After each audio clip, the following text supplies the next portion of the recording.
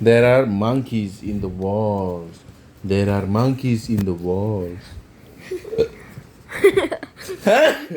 Funny tau. Dia mengigau ada monkey in the wall katanya. Tapi gak ada kan? Dia mimpi. So now Uncle Gary is sleeping on the couch in the family room and Manny's bed is in the middle of his room, away from the walls. It's really inconvenient with Uncle Gary sleeping on our couch. His bad dreams keep him up night, and then he sleeps through most of the day. That really stinks when you just want to relax after school and watch some TV. I'm home. Shh. Zzz. The person who has been affected by the most by Uncle Gary is Roderick, though. Before Uncle Gary moved in, Roderick practically lived on the couch in the family room, especially on the weekends.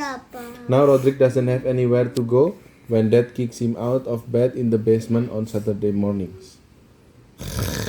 The other day, Roderick came upstairs, and when he saw Uncle Gary in his spot, he just slept on another part of the couch. Shh, di sini. Dad has really been nagging Uncle Gary about finding a job, but Uncle Gary says he's tried and no one is hiring. Uncle Gary has never held down a job for more than a few days. The last month he had was over the summer, when he worked as a test subject for a company that made pepper spray. I'm pretty sure he quit before lunch. Gah, I think we do need to add more pepper. Disemprot. He wants Uncle Gary to get a job like he has, where you work in an office and have regular hours. But I don't think Uncle Gary is cut out for an office job. And I'm not so sure I am either.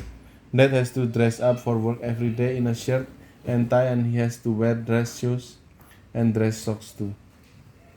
I've already decided that when I grow up, I'm gonna have to find a job where you don't need to wear the socks and go up to your knees. Has anyone seen my trousers? Gak pakai trousers, gak pakai celana. Last summer, Dad brought me to bring your child to work day Kirim ke YouTube ya. at his office, but the people at Dad's work must have realized their job would be boring to their kids, so they brought in all sorts of entertainment. For most of the day, us kids stayed in the cafeteria while the grown-ups got some work done in their offices. Towards the end of the day, Dad brought me into his office while he tried to finish up important projects. So I sat there next to him and waited. But I think it was hard for him to concentrate while someone was looking over his shoulders. Ya nggak bisa kerja. Karena Bena misalkan Bena ada di belakang Daddy nggak bisa kerja karena dia di belakang ada apa orang ini. Dad gave me money to buy something from the vending machine. He was probably just trying to get rid of me for a little while, so he wasn't too happy when I came back a minute later with a box of jawbreakers. Crunch, crunch, crunch. Gak bisa konsentrasi. Dad told me he really needed to finish what he was doing, so he asked me to find somewhere else to sit where he wrapped things up. He must have been really distracted that day, though, because he went home and left me behind. I might have been stuck there all night if the janitor hadn't found me. Dadinya udah pergi. dia ketinggalan di janitor. Oh God. Anyway, Dad is pretty annoyed that Uncle Gary doesn't have any money and has been munching off him.